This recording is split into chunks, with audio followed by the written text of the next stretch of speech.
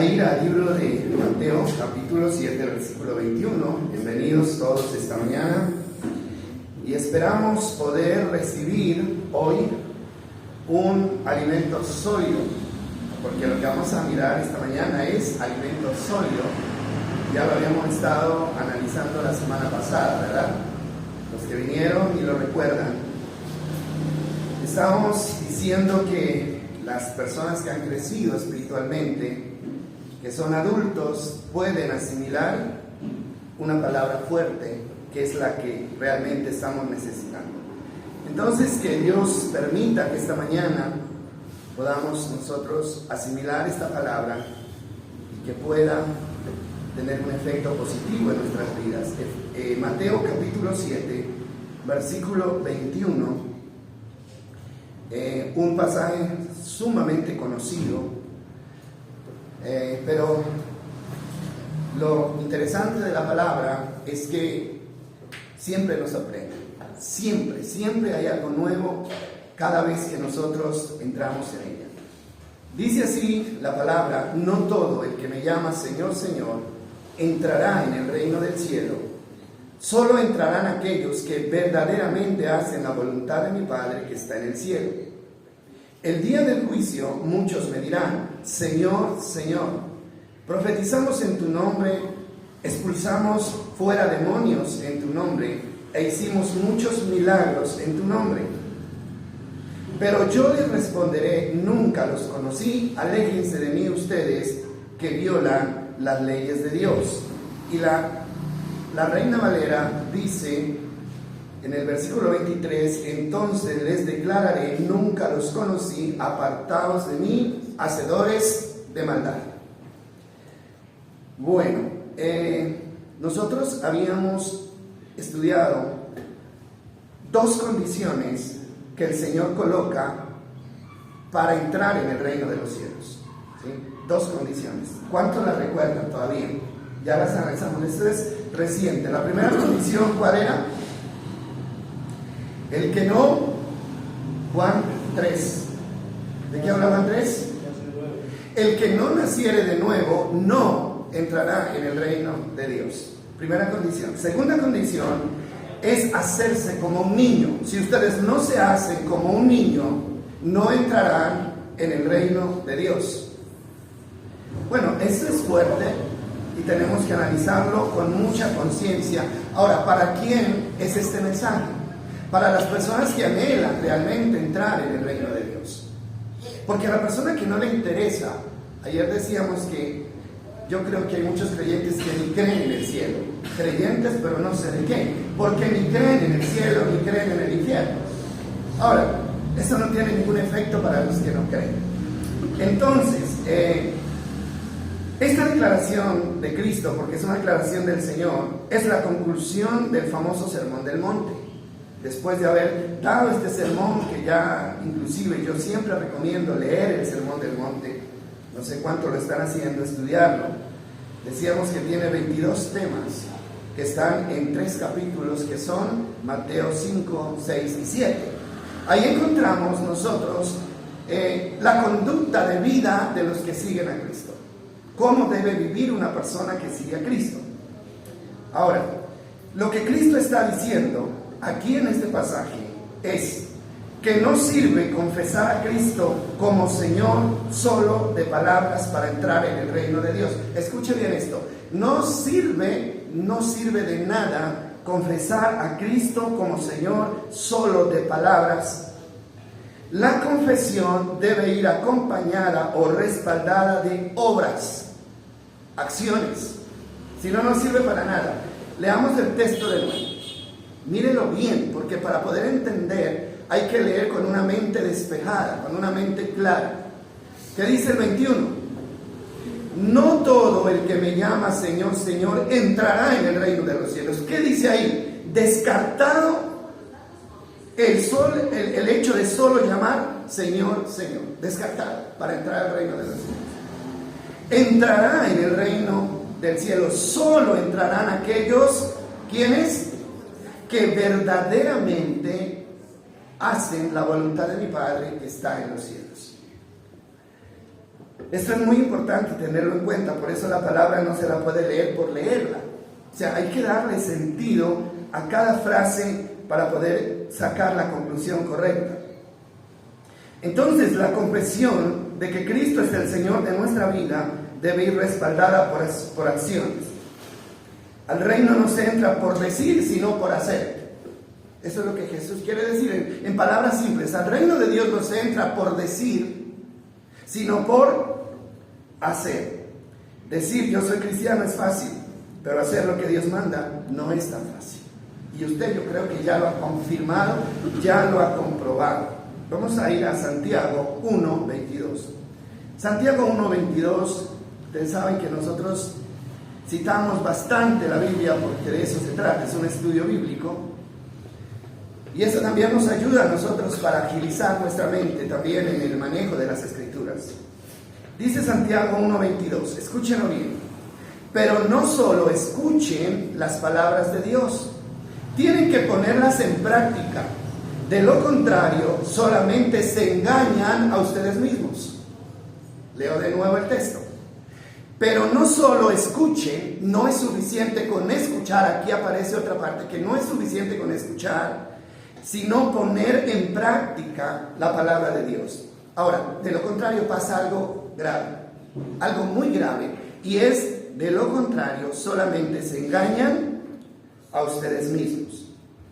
El que escucha o conoce, pero no hace, se engaña a sí mismo.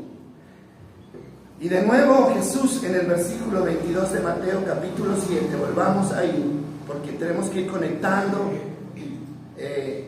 estos conceptos, estas enseñanzas de Jesús. En el versículo 22, mire lo que dice, hablando del autoengaño, ¿no? Dice, en el día del juicio muchos me dirán, Señor, Señor, profetizamos en tu nombre, expulsamos demonios en tu nombre, hicimos muchos milagros en tu nombre. Dice, pero yo les responderé, nunca los conocí, aléjense de mí los que violan las leyes de Dios, o hacedores de maldad, como dice la Reina Valera. Mire, aquí es importante tener en cuenta esto. Estas personas, óigame bien, estas personas se engañaron toda su vida vivieron engañados. ¿Por qué sacamos esta conclusión? Porque el día del juicio, óigame bien, el día del juicio, porque el Señor está ahí haciendo una profecía, ¿no?, del futuro, el día del juicio se presentaron delante de Dios muy tranquilos y muy convencidos de que tenían derecho a entrar al reino de Dios. ¿Usted no lo percibe así? Señor, ¿no? Señor, nosotros queremos entrar, vamos a entrar. Estaban convencidos de que podían entrar, pero ¿cuál fue la respuesta de Dios? Yo a ustedes no los conozco porque ustedes son hacedores de maldad. Eso es fuerte, hermano, eso es fuerte. Y mucha gente le va a pasar esto, a mucha gente le va a pasar. Eso es una realidad que Cristo vio y profetizó y dejó escrita, hermano. Mucha gente el día del juicio no va a poder entrar al reino del cielo, aunque toda su vida hayan vivido convencidos de que pueden entrar. Ahora, ¿cuál es el problema? El problema aquí, mis amados, es que, bueno, y hay una cosa más allí, porque el versículo 22, ellos tienen unos argumentos, y los argumentos ¿cuáles son? Bueno, Señor, ¿cómo que vamos a quedar por fuera? ¿Cómo vamos a quedar por fuera? Señor, en tu nombre expulsamos demonios, en tu nombre hicimos muchos milagros, en tu nombre, ¿no?, profetizamos. Ellos tenían sus argumentos. Cualquiera podría decir, bueno, sí, ellos echaron fuera demonios, ellos hablaban mucho del Señor. Entonces, ¿qué pasó? Mire, la pregunta es, ¿se puede predicar la palabra de Dios sin obedecerla? ¿Qué dicen ustedes? Sí, se puede. Muchos predican la palabra de Dios, pero no la obedecen. Muchos pastores, hermano, están predicando la palabra de Dios, pero en su vida personal no la están obedeciendo. Aquí lo dice. Ellos profetizaron. La palabra profetizar es hablar en nombre de Dios, pero el Señor, ¿qué les dijo? ¿Hacedores de qué? De maldad. ¿Se pueden hacer milagros sin obedecer la palabra? Sí, se pueden hacer milagros sin obedecer la palabra. ¿Te recuerdan ese acontecimiento de Faraón? Cuando Moisés fue a liberar al pueblo de Israel de la esclavitud de Egipto, ¿recuerdan eso? O sea, Moisés hizo un milagro, ¿no? Por el poder de Dios, y convirtió la vara que tenía en la mano en una serpiente. Milagro. Pero ¿qué hicieron los hechiceros? Hicieron lo mismo. Y la gran mayoría de los milagros que hizo Moisés por el poder de Dios, ellos los replicaron y eran hechiceros. Se pueden hacer milagros sin obedecer la palabra. Se pueden hacer milagros. Entonces, mis amados, pero lo que no se puede hacer es entrar al reino de Dios sin obediencia. Sin obediencia se puede predicar, sin obediencia se puede hacer milagros, sin obediencia se pueden hacer muchas cosas, pero no se puede, porque está escrito, mis amados, no se puede entrar al reino de los cielos sin obedecer la palabra de Dios. Y aquí diríamos, ¿de qué le sirvió a esta gente hacer milagros? ¿De qué le sirvió vivir toda su vida predicando el nombre de Dios si al fin fueron a la perdición? Hermano, esto tiene que confrontar nuestra vida. Por eso yo les decía que este es un alimento sólido que nosotros tenemos que entender. Nosotros tenemos que entender. Ahora, vamos a mirar un poco más el peligro del autoengaño. ¿Y de qué se trata esto? De que nosotros abramos nuestros ojos y que nos demos cuenta realmente en dónde estamos, mis amados. Démonos cuenta dónde estamos. Primera de Corintios, capítulo 4, versículo 20.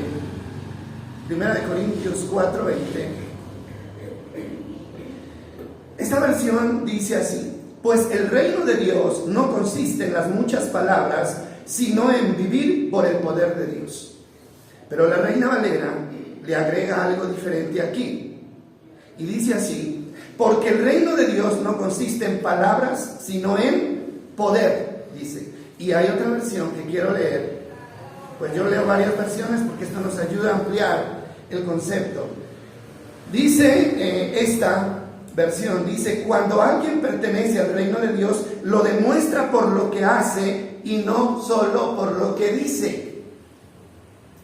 Hermano, estamos cansados de ver gente que aparenta ser cristiano. Y usted va a un templo, hermano, y ve a la gente en un estado de espiritualidad, hermano, que a cualquiera convence, ¿no es cierto?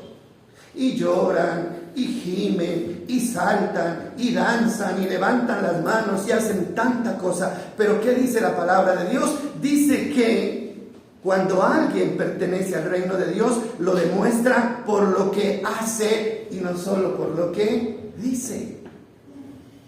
Hermano, pues tenemos que decir las cosas como son, porque ya es tiempo, hermano, de que reaccionemos frente a la condición en la que nosotros estamos. Es necesario. Yo sé que esto no es el mensaje que la mayoría quieren escuchar, ¿no? Porque la mayoría quieren escuchar palabras que, como dice Timoteo, ¿no? ¿Qué quiere escuchar la mayoría de la gente? Dice palabras que acaricien los oídos. Ah, no, todo está bien, no se preocupen, vamos para el cielo. Hermano, no, y mi responsabilidad, yo ya lo he dicho, es hablar las cosas como se tienen que hablar. Ya la decisión la toma cada uno de nosotros. Entonces, volvamos a Mateo, en el versículo 21.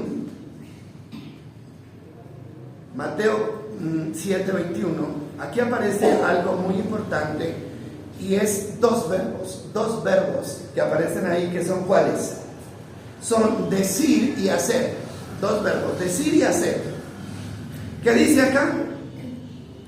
Dice: no todo el que me dice o me llama Señor, Señor entrará en el reino del cielo, sino los que verdaderamente ¿qué? Hacen. Decir y hacer son dos cosas totalmente diferentes. Ahora, ellos decían Señor, Señor, Señor, Señor, pero eran hacedores ¿de qué? De maldad.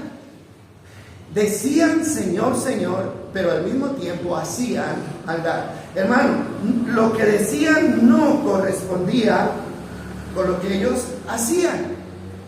Ahora, y cuando hablamos de maldad, aquí también hay un problema. Y cuando hablamos de maldad, simplemente como que nos imaginamos matar a otros, secuestrar, robar. Hermano, cuando la Biblia habla de maldad, encierra todo lo que constituye pecado delante de Dios. Una mentira, eso es maldad. Aborrecer a otro, eso es maldad. No brindarle la ayuda a alguien pudiendo ayudarle, eso es maldad. ¿Sí? Desearle el mal a otro, eso es maldad. No es solo matar, secuestrar, hermano. Es esos sentimientos negativos que hay en nuestro corazón hacia las demás personas. Eso también es maldad. Entonces, aquí hay estas dos palabras que son importantes. Ahora, vamos a mirar Santiago 1:25. Y bueno, ya habíamos leído Santiago, ¿cierto? Sí leímos, ¿no? Ahora vamos a leer el 25. Y ahí, bueno, Santiago dice que no seamos oidores, sino hacedores. El 25 dice así, dice, pero si miras atentamente en la ley, o la ley perfecta que es la palabra de Dios, y te haces libre. Si la pones, como dice, en práctica. Si miras atentamente, por eso es tan importante, hermano, el estudio atento de la palabra. ¿Te recuerdan lo que enseñamos el domingo pasado, no es cierto? Pablo le decía a los hebreos, ustedes ya deben ser, ¿qué? Maestros, pero no son maestros. Hay que volverles a enseñar lo rudimentario, lo elemental, porque se han hecho, ¿qué decían? ¿Cuántos recuerdan eso? ¿Qué se han hecho? Perezosos para oír, lentos para oír. Entonces aquí, hermano, dice, pero si miras atentamente en la ley perfecta. Ahora, la ley perfecta de la palabra necesita toda la atención de nosotros. Necesita que le demos toda la importancia que se merece. Leer la palabra para tranquilizar la conciencia no sirve. Leer la palabra como un acto religioso no sirve. Leer, hermano, la palabra a las carreras tampoco sirve. Hay que dedicarle tiempo. Hermano, créame, usted puede decir, es que no hay tiempo. Es que nuestro tiempo está copado desde que nos levantamos hasta que nos acostamos. ¿Y copado en qué? Pregunto, ¿copado en qué? ¿Qué es lo que ocupa nuestro tiempo? Hermano, nuestros intereses terrenales. Eso es lo que ocupa nuestro tiempo. Hermano, porque pensamos que lo más valioso es lo que vamos a acumular aquí.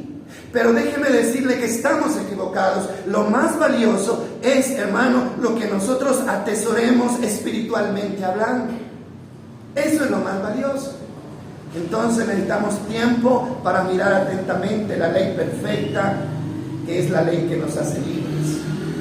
Dice, si la pones en práctica y no olvidas lo que escuchaste, entonces Dios, ¿qué dice? Mírenlo ahí, ¿qué dice? ¿Te qué? Te bendecirá. ¿Qué es lo que usted necesita? ¿Bendición, sí o no? Necesitamos bendición. Todos los días reclamamos bendición. Necesitamos bendición para nuestro trabajo, para nuestros hijos, para nuestro negocio, para nuestra vida. Necesitamos bendición y a veces clamamos por esa bendición, lloramos por esa bendición. Hay gente que ayuna por esas bendiciones, pero nunca llegan. ¿Por qué? Porque la palabra de Dios es clara y dice, la bendición no llegará hasta que, hasta que mires la ley perfecta que te hace libre y la pongas en ¿qué? En práctica. Esa es la bendición y eso es lo que nosotros tenemos que entender de una manera clara y definitiva en nuestras vidas. Dios no va a juzgar en el día del juicio por lo que digamos, sino por lo que hacemos. Hermano, aquí queda descartado eso de que las obras no importan. Sí importan las obras. Y aquí se lo vamos a confirmar, porque hoy en día, hermano, hay gente muy tranquila, muy relajada, diciendo, no, es que las obras no importan. Claro que importan. Importan mucho y tienen mucho peso en el día del juicio. Y lo vamos a leer. Vamos a leerlo en Romanos 2:6. Romanos 2:6, que dice Romanos 2:6. Dice Él, o sea Jesucristo, que dice, juzgará a cada uno según lo que haya hecho. Según lo que haya hecho. Ahora, toda la palabra nos dice que el juicio se va a basar no en lo que digamos, ni en la confesión de fe que hayamos hecho, sino en lo que estemos haciendo en nuestro diario vivir. Y hay otro texto también en el 13, el mismo 2, versículo 13. Mire lo que dice el 2:13 al 16, dice así. Bueno, aquí le está hablando al pueblo de Israel y también a los gentiles. Dice, pues si el simple acto de escuchar la ley, no nos hace justos ante Dios. Dice, es obedecer la ley lo que nos hace justos ante Dios. De nuevo, la palabra no es el hecho de escuchar la ley de Dios lo que nos hace justos. Hermano, escuchar y no hacer no sirve de nada. Si escuchamos y no hacemos, seguimos siendo los mismos de siempre. Por eso es que usted conoce, hermano, gente que cada 8 escucha la palabra. Llegan a la casa y ahí está, hermano, David Ormachea, ahí está Dante Hebel, ahí está. Pero su vida sigue siendo la misma. Porque la gente cree que se santifica por escuchar. No, nos santificamos delante de Dios es por hacer y por obedecer lo que nosotros escuchamos.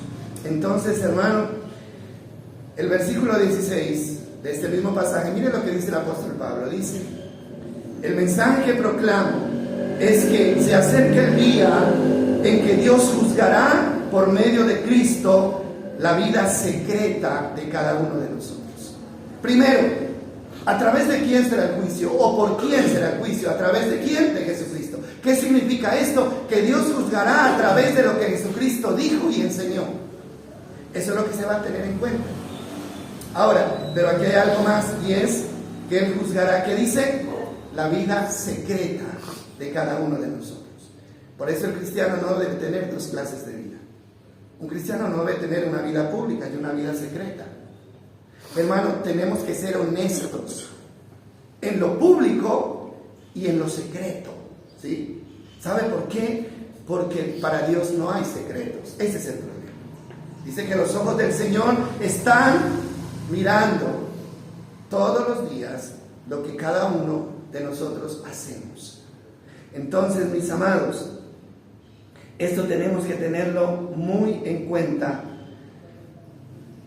y ser esas personas honestas donde quiera que estemos. Ahora, bueno, esto queda claro aquí. 2 Corintios 5:10 también dice, habla de que el juicio se hará en base a nuestras obras. Mire lo que dice ahí.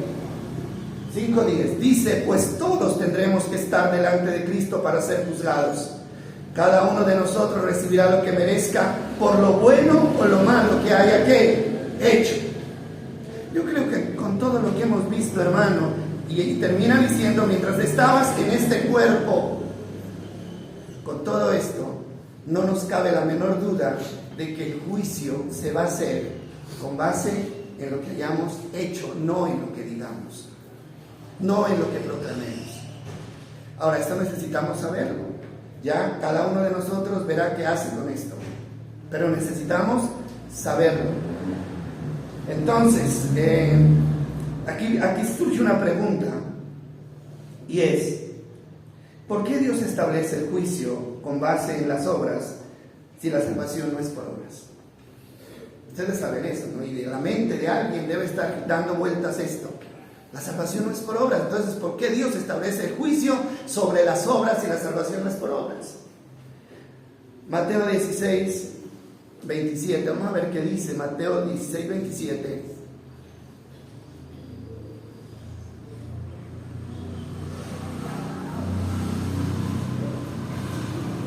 Bueno, este es otro texto que afirma lo mismo, pero este ya es dicho por el mismo Señor Jesucristo y dice, pues el Hijo del Hombre vendrá con sus ángeles en la gloria de su Padre y juzgará a cada persona de acuerdo con sus ¿qué? Acciones.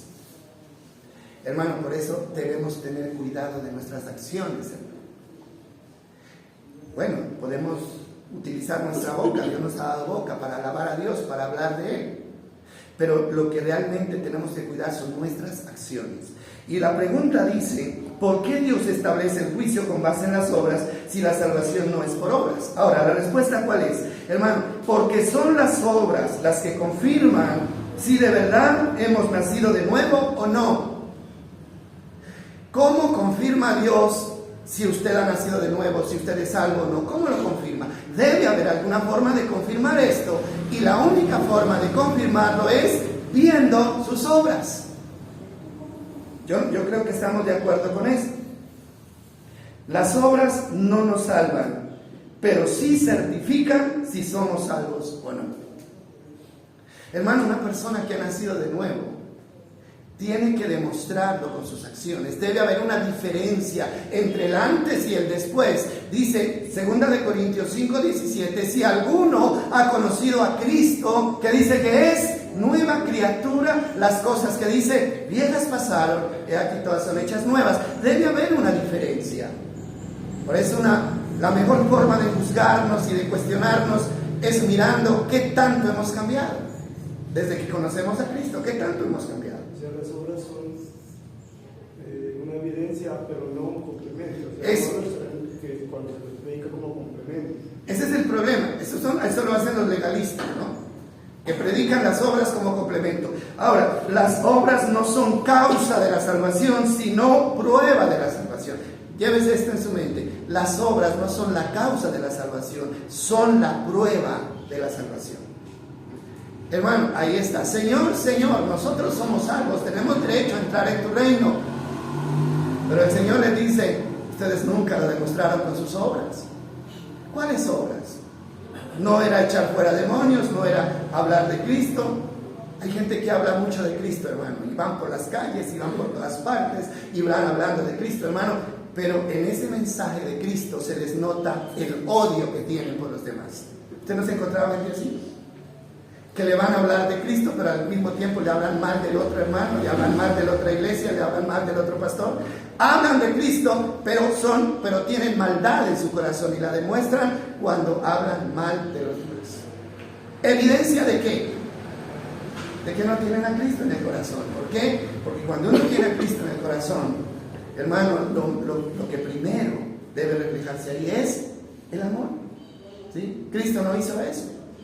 Él no nos dio ese ejemplo. Entonces las obras no son la causa, sino la prueba. Son la prueba. Ahora, vamos a mirar Mateo 25:34. Hermano, aquí hay una prueba reina, ¿no? O sea, la prueba de que somos salvos, en la Biblia hay una prueba reina. ¿Saben cuál es la prueba reina? ¿Quién lo sabe? La prueba reina de que somos salvos, ¿cuál es? El amor. Hermano, dice que el que ama a su prójimo ha guardado y ha cumplido toda la ley. Hermano, y tristemente tengo que decirlo, y usted lo sabe, hermano, en eso todos estamos fallando. En el amor, en los unos para con nosotros. Estamos fallando, mis hermanos. Y ahora se lo voy a decir, vamos a ver por qué. Mateo capítulo 25, versículo, aquí no, vamos a leer el versículo 34, pues es un pasaje largo. Pero ya cuando yo lo lea, ustedes se van a dar cuenta de qué se trata. Dice, entonces el rey dirá, bueno, esto se da en el día del juicio, ¿no? Entonces el rey dirá a los que están a su derecha, vengan ustedes, que son benditos de mi Padre, heredarán el reino preparado para ustedes desde la creación del mundo. Hermano, ¿qué iban a heredar ellos? El reino. Ese reino que Cristo ofrece y que muchos creen tener, pero no lo tienen. Entonces dice el versículo 35, dice, pues tuve hambre, la Valera dice, porque tuve hambre y me alimentaron, tuve sed y me dieron de beber, fui extranjero y me invitaron a su hogar, estuve desnudo y me dieron ropa, estuve enfermo y me cuidaron, estuve en prisión y me visitaron. Entonces esas personas justas, esto también es importante, porque si no hay amor no hay justicia. La injusticia es una muestra de que el amor está ausente en nuestros corazones. Dice entonces, Estas personas justas responderán: Señor, ¿en qué momento te vimos con hambre, te alimentamos, con sed y te dimos de beber? ¿O te vimos como extranjero y te brindamos hospitalidad? ¿O te vimos desnudo y te dimos ropa? Bueno, ahí dice, habla de todo lo que les dijo. Y dice el 40, y el rey les dirá: les digo la verdad, cuando hicieron alguna de estas cosas al más insignificante de estos mis hermanos, me lo hicieron a mí. ¿De qué está hablando ahí? ¿De qué? De obras hechas por amor. Hermano, hay una lista de personas necesitadas: el que está en la cárcel, el que está enfermo, ¿qué más dice? El que tiene hambre, el que está desnudo. Esa es una lista que aparece ahí. Ahora, y lo interesante de esto es que esta es la condición para entrar en el reino de los cielos. Entonces, a uno les dirá: vengan y entren al reino de los cielos, ese reino que está preparado desde hace tiempo. Y ellos dirán: bueno, Señor, gracias, ¿no? Pero ¿por qué? Porque hicieron esto, esto y esto. Y a otros les dirán: vayan malditos al fuego eterno, preparado para el diablo y sus ángeles, porque no hicieron esto, esto y esto y esto.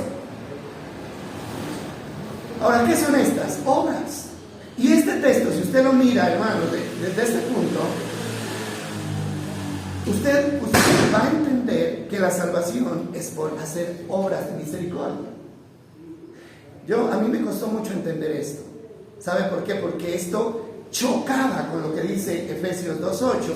No es por obras para que nadie se gloríe, pero ahora Jesús dice que las obras sí cuentan. Pero ¿sabe una cosa? Ahí yo entendí que el Señor está hablando, hermano. Toma una lista de acciones buenas para dar a entender, hermano, que en el corazón de una persona convertida debe existir una acción, un sentimiento que es el que cubre todo esto y que se llama el amor. Hermano, ¿cuándo una persona se duele del que está en la cárcel? ¿Cuándo? Cuando tiene amor. Cuando una persona se duele del que está enfermo, cuando tiene amor. Cuando se duele del que tiene hambre, del que está necesitado, del que está desnudo, cuando tiene amor. Hermano, y si no hay ese sentimiento de dolor por el que sufre, entonces no hay amor en el corazón. Y primera de Juan es claro cuando dice que el que no ama a su hermano aún está en tinieblas y no ha conocido a Dios. Hermano, los seres humanos nos hemos endurecido a tal punto de que los únicos que nos importan somos nosotros mismos. Y si acaso nuestra familia, pero a nadie más. Cuestionemos eso, hermano, miremos eso. Hay gente, hermano, que se amontona y amontona y amontona y trabaja, hermano, solamente pensando, yo no sé en qué. En estos días, ayer hubo una noticia triste, ¿no? Bueno, triste para los... Sí, triste porque fue un ser humano que se murió, ¿no? El famoso cantante Jason Jiménez. Esa noticia está rodando por todos lados. Ese señor, yo estaba mirando una entrevista, tiene mucho dinero. Él hablaba de que tenía mucha plata, muchas empresas. Cada concierto cobraba 800 millones de pesos. Ahí lo dice, no sé si será verdad. Hermano, pero en un instante, ¿qué pasó? Dejó de existir. Y anoche miraba yo un video, me llamó la atención ese video porque alguien le hacía una entrevista y decía: a los 35 años me voy a retirar. ¿Y saben qué voy a hacer? Decía él: me voy a dedicar a cantar música cristiana. Yo no sé cuántos vieron ese video. Me voy a dedicar a cantarle música para Dios, decía. ¿Por qué? Porque bueno, él tiene un testimonio de lo que Dios había hecho en su vida. Hermano, pero solo fueron palabras. Mire usted que las palabras a veces no tienen ningún valor, sino que los hechos. ¿Por qué no lo hizo? Bueno, no sé por qué, pero la vida no le alcanzó. Hermano, porque cuando Dios habla hay que hacerle caso, porque no tenemos la vida segura. No hay seguridad en nuestra vida. ¿Dónde quedó todo? Ahí se cumple lo que dice Jesús: ¿de qué le sirve al hombre si ganar el mundo entero y perdiere su alma? Hermano, y todos los días vemos gente bajar por aquí. Todos los días bajan 3, 4, algunos días no, pero hay otros que... Hermano, toda esa gente, ¿no? ¿Qué hizo? Y un día nos va a tocar a nosotros.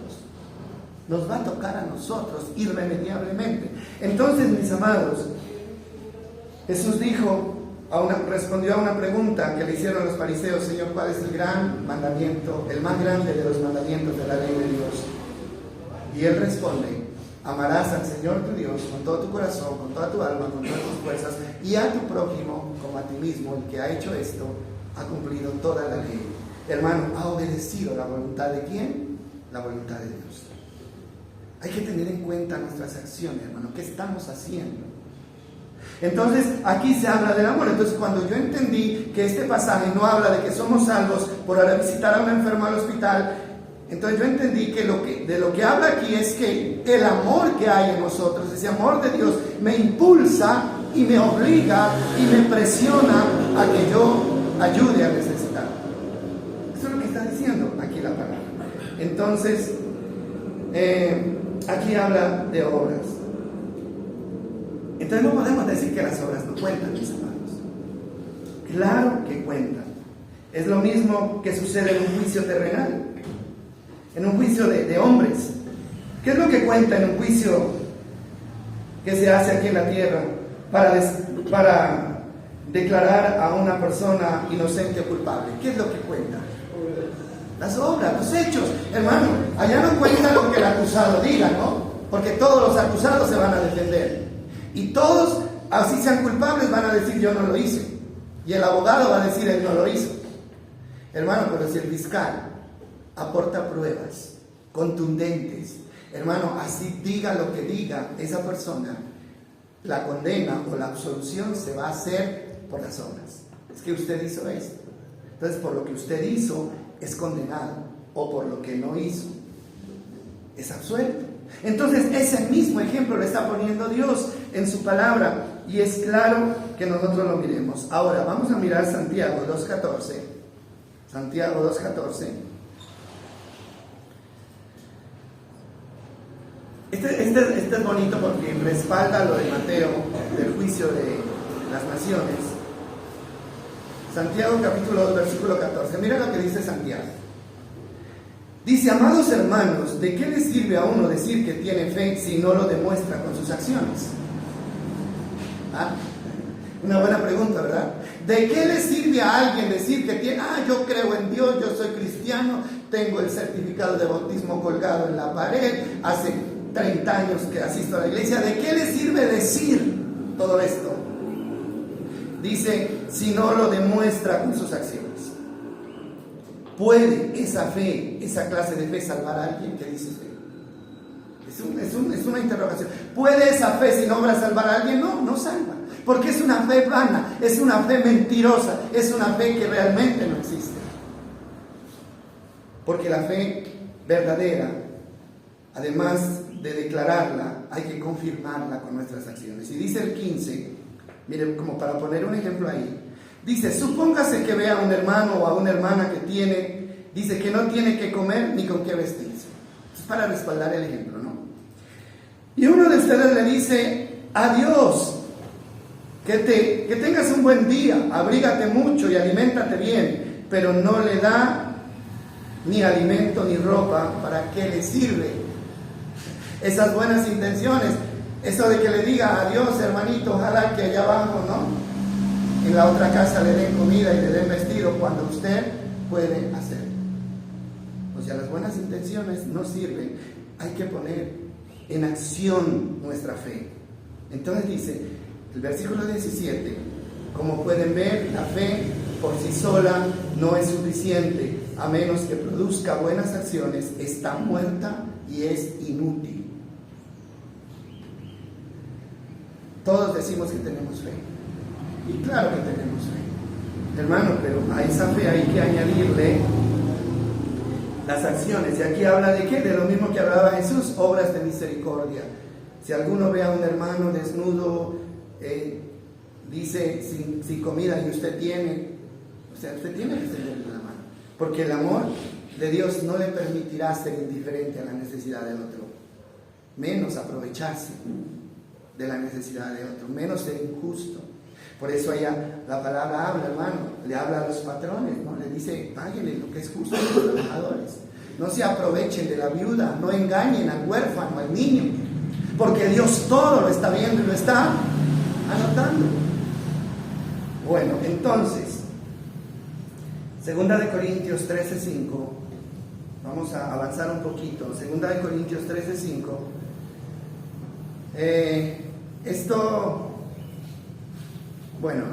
Leamos el texto, dice así: examínense para saber si su fe es genuina. Pruébense a sí mismos, sin duda saben que Jesucristo está entre ustedes. De no ser así, ustedes han reprobado el examen de la fe genuina. Bueno, ¿en qué momento dijo Pablo? Mire, la iglesia de los Corintios fue una de las iglesias que más problemas le puso al apóstol Pablo. Ustedes han leído esas cartas, ¿no? Mandó 2 cartas, ¿no? La primera fue una carta fuerte, fue una carta dura. En la primera carta él les dice que son inmaduros. ¿Por qué? Porque en esa iglesia habían celos, habían pleitos, había partidismo. El uno decía yo soy de Pablo, el otro decía yo soy de Apolos, habían divisiones. Pero no solamente a eso, habían pecados sexuales, había fornicación en esa iglesia, y era una fornicación tan descarada, digamos así, que dice que hubo un caso donde el hijo le quitó la mujer al papá, que era la madrastra. Hermano, todo eso se daba, y dice, ustedes viven en peleas, dice, no les da vergüenza ir a los tribunales, llevar al hermano de la iglesia frente a los tribunales, dice, a dar mal testimonio delante de los incrédulos. Todo eso había en esa iglesia. Y eso era una muestra de que, hermanos, no estaban haciendo las cosas bien. Entonces Pablo, en la última carta, porque esta es la última carta y el último capítulo, ¿sabe qué les dice? Bueno, señores, a raíz de todo lo que está pasando entre ustedes, yo lo único que puedo recomendarles es que se examinen. Pruébense para ver si su fe es genuina. Pruébense para ver si son realmente cristianos o no. Pruébense. Ahora, nadie puede probar a otro. Cada uno se tiene que probar, ¿sí? Yo no puedo probar a nadie. Yo de pronto puedo sacar algunas conclusiones dependiendo de lo que veo, pero el que se puede probar a sí mismo es cada uno, ¿es cierto? Con honestidad, con sinceridad. Dice, pruébense a sí mismos. Sin duda saben que Jesucristo está entre ustedes. Eso era claro. Dice, de no ser así, ustedes han reprobado el examen de la fe genuina. Ahora, necesitamos, hermano, con urgencia, hacer un autoanálisis, un autoexamen para determinar, hermano, cómo están nuestras acciones, cómo está nuestra vida. Entonces, dice, si ustedes, lo que dice el apóstol Pablo, han creído en Cristo, busquen evidencias dentro de ustedes de que Cristo vive en ustedes. Busquen evidencias. Y si no las encuentran, pues conviértanse. ¿Qué más se puede hacer? Convertirse. No, hacer el trabajo. Entonces, mis amados, ahorita vamos a mirar Efesios 8, que es el texto con el que muchos se cubren para decir, no, lo que haga usted no importa, lo que haga no interesa. Vamos a mirar ese texto y vamos a mirar algo importante ahí, y es Efesios capítulo 2, versículo 8 hasta el 10. Sí, el apóstol Pablo, mira lo que dice. Dice, Dios los salvó por su gracia cuando creyeron. Creer es importante. Ustedes no tienen ningún mérito en eso, es un regalo de Dios. La salvación no es un premio por las cosas buenas que hayamos hecho, estamos de acuerdo con eso. Así que ninguno de nosotros puede jactarse de ser salvo, pero mucha gente se queda ahí y no lee el versículo 10, que es el contexto a este versículo. Y miren lo que dice el versículo 10. Dice, pues somos la obra maestra de Dios. Él nos creó de nuevo en Cristo Jesús a fin de que hagamos, ¿qué dice? Las cosas buenas que Dios preparó para nosotros tiempo atrás.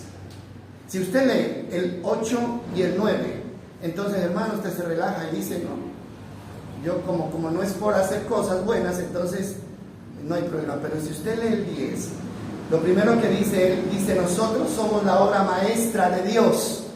¿Qué significa una obra maestra? Bueno, significa una obra que destaca al artista, ¿sí? La obra maestra es la mejor obra del artista. Esa es la obra maestra, la que le da la fama, la que le da el crédito al maestro, al pintor, a quien sea. Entonces, ¿qué dice el apóstol? Dice, ustedes son la obra maestra ¿de quién? De Cristo. ¿Qué está diciendo ahí? Está diciendo, Dios se enorgullece, si se puede utilizar ese término. Dios está satisfecho siempre y cuando la obra de Él se vea reflejada en ustedes. ¿Y qué es lo que Dios espera ver en nosotros?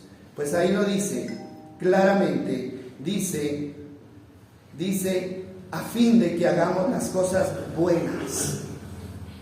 Las cosas buenas que Dios preparó para nosotros tiempo atrás. Hermano, ¿cuándo nosotros nos convertimos en la obra maestra de Dios? ¿Cuándo nosotros hacemos quedar bien a Dios? Cuando damos testimonio con nuestras buenas obras. Y ese testimonio, hermano, no es solamente para que lo vean los demás. Ese testimonio también es válido para el juicio que Dios va a establecer. En Mateo capítulo 5, en el mismo Sermón del Monte, Dios dice, ustedes son la luz del mundo. ¿Sí o no? Dice que vuestra luz brille para que los hombres vean vuestras buenas obras y glorifiquen a vuestro Padre que está en los cielos. Entonces, hermano, Dios tenía las obras que nosotros debíamos hacer establecidas desde antes. Ahí lo dice, ¿no? ¿Dónde están escritas? Pues en su palabra. No tenemos que ir a otra parte. Usted no tiene necesidad de que alguien se lo diga. Usted solamente tiene que ir, ¿no? Solamente tiene que ir a la palabra, retener esa palabra y vivir en esa palabra. Hermano, y para terminar, no sé qué horas son, a ver, vamos a mirar. Porque este tema es un tema interesante. Bueno, sí, creo que puedo tomar otro punto, pero quiero que miremos el mensaje a las 7 iglesias. Comienza con la misma frase, para que usted no se vaya dudando de que las obras son importantes para Dios. Apocalipsis capítulo 3, vamos a mirarlo en la Reina Valera, versículo 1, y dése cuenta de esto. Mire cómo el Señor, cuando le habla a Juan acerca de la condición de las iglesias, siempre menciona las obras. Dice el 3.2, el 3.1, dice, escribe el ángel de la iglesia en Sardis, el que tiene los 7 espíritus de Dios y las 7 estrellas, dice esto, yo conozco, ¿qué dice? Tus obras. Él no dice, yo escucho lo que dices, yo conozco tus obras, que tienes fama o nombre de que vives, pero estás muerto. Ahora sigue el mensaje a Filadelfia, versículo 8. Mira lo que dice, el versículo 8, ¿lo tienes ahí? Yo conozco, ¿qué dice? Tus obras. Vamos a mirar el siguiente mensaje, versículo 15, el mensaje a la Odisea. ¿Qué dice el mensaje a la Odisea? Lo mismo, yo conozco tus obras. Y luego sigue el capítulo 4.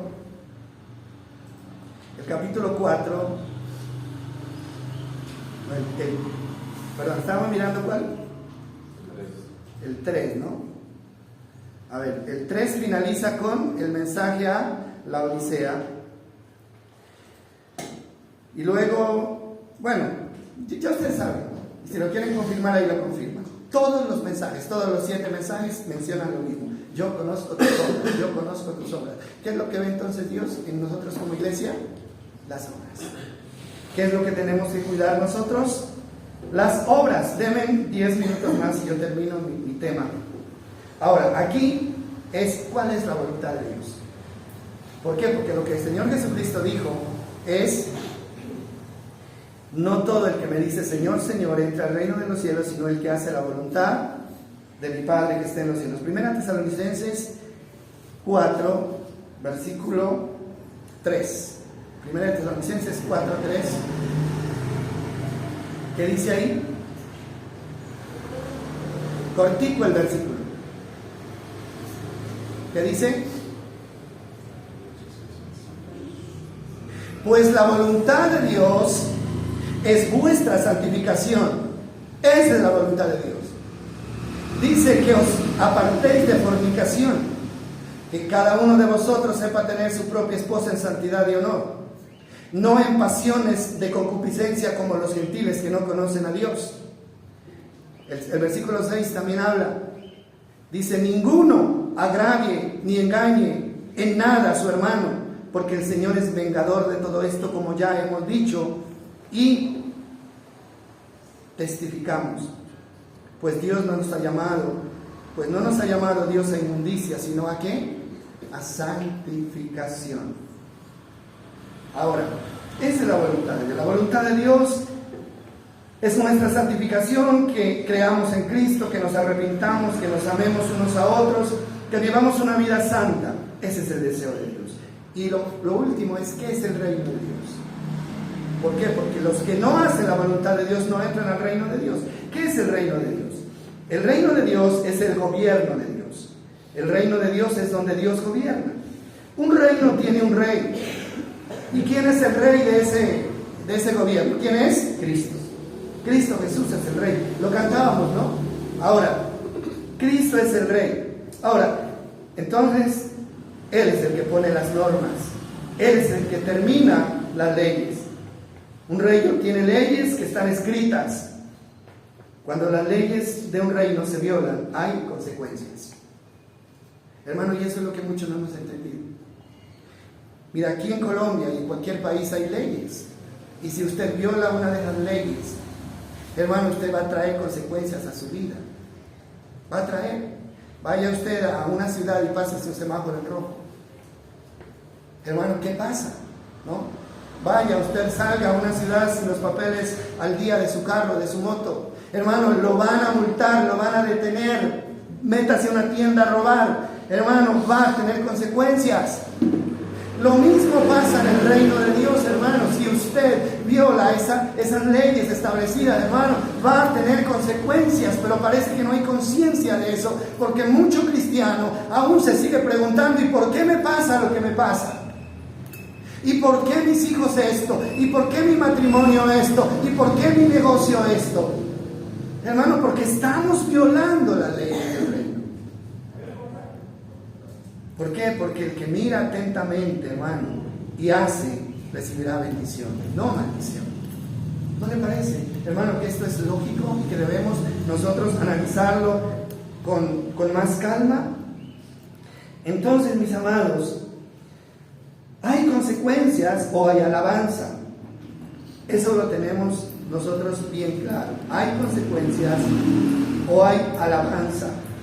Hay una equivocación. Y de verdad, cuando una persona se muere, uno da cuenta de eso. ¿Cuáles son los mensajes que la gente escribe? Mensajes de condolencia. Que Dios lo tenga en su santo reino. ¿Sí? ¿Han visto eso? Que Dios lo lleve al cielo. ¿Saben qué dice la Biblia, hermano? Para muchas de esas personas creen que al reino de Dios vamos cuando muramos. No es verdad. Nosotros que hemos creído en Cristo, hermano, entramos al reino aquí en vida. Cuando usted cree en Cristo, usted entra al reino de Dios. Que dice Colosenses 1:13, dice que desde que creímos fuimos trasladados, ¿de dónde? Del reino de las tinieblas al reino de Cristo. Entonces usted no entra al reino cuando se muere, usted entra al reino cuando cree y acepta a Cristo. Así que nosotros ya estamos en el reino. Ya estamos en el reino. Hermano, estar en el reino tiene ventajas o desventajas. Por eso hay gente que dice: ¿y por qué ese fulano de tal es malo, no? ¿Por qué? Mire que se anda haciendo las cosas mal y mire cómo le va de bien. ¿Ustedes no han pensado en eso?